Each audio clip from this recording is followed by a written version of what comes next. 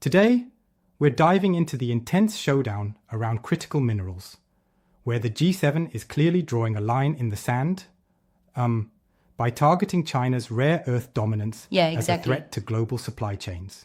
Right, so the core issue is that China controls like 70% of the world's rare earth production, and they've been flexing their muscle by restricting exports, shaking up not just automakers but even defense contractors. Absolutely. And the G7's draft strategy, without even naming China explicitly, signals a move away from this unsustainable dependency by pushing for immediate investment, fast-tracked permitting, and even recycling initiatives to secure a diversified supply. But here's a twist. While this unified approach looks strong on paper, did you notice that Trump's decision still hangs in the balance, leaving a big question mark over whether the US is fully committed?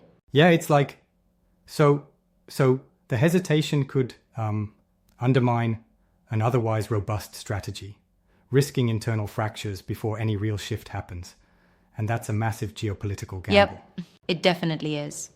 Plus, with terms like non-market policies and practices subtly hinting at strategic countermeasures, the G7's language is almost like a diplomatic middle finger aimed at the current status quo. Exactly. It's pretty bold.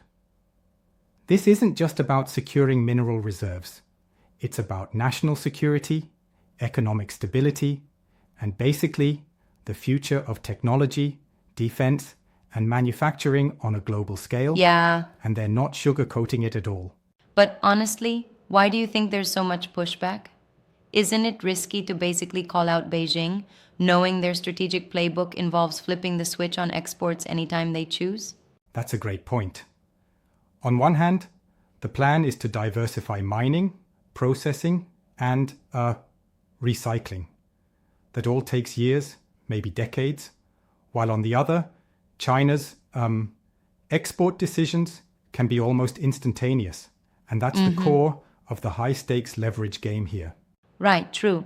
But what about the idea of, say, forming joint ventures with China or even collaborating in regions like Africa or Southeast Asia? Could that be a safer bet than outright confrontation?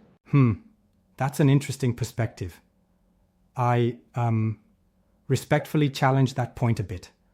Collaboration might seem less volatile, but given the unpredictable nature of Beijing's policies, it's like hard to fully mitigate the geopolitical risks. Yeah. You know? That's where the contradiction really lies. I get that. Still, it's a tough balance. On one side, you've got the pressing need for a secure supply chain for tech, defense, and consumer markets. On the other, the risk of further polarization in global trade. Exactly. And what's fascinating is that while China's already begun to ease restrictions somewhat, for instance, resuming rare earth exports to the US, the question remains, for how long and at what cost to the global market stability? Right, and if China tightens controls again, it might just push the West into a kind of critical mineral renaissance, potentially sparking newfound investment and innovation in the sector. Yeah, it's a classic case of high stakes and game theory at work. Each move not only impacts market prices, but could reshape alliances and strategic global power balances, all while investors keep a very cautious eye on every development. It's a billion-dollar question set against a backdrop of real geopolitical power plays. Clearly, the era of dependency is being questioned and might soon be over, whether we like it or not. Absolutely. This is an evolving battlefield. And whether it's through direct confrontation or a smarter, more collaborative approach, the stakes for the future of global mineral security couldn't be higher, and we'll be here watching it unfold. No doubt about it.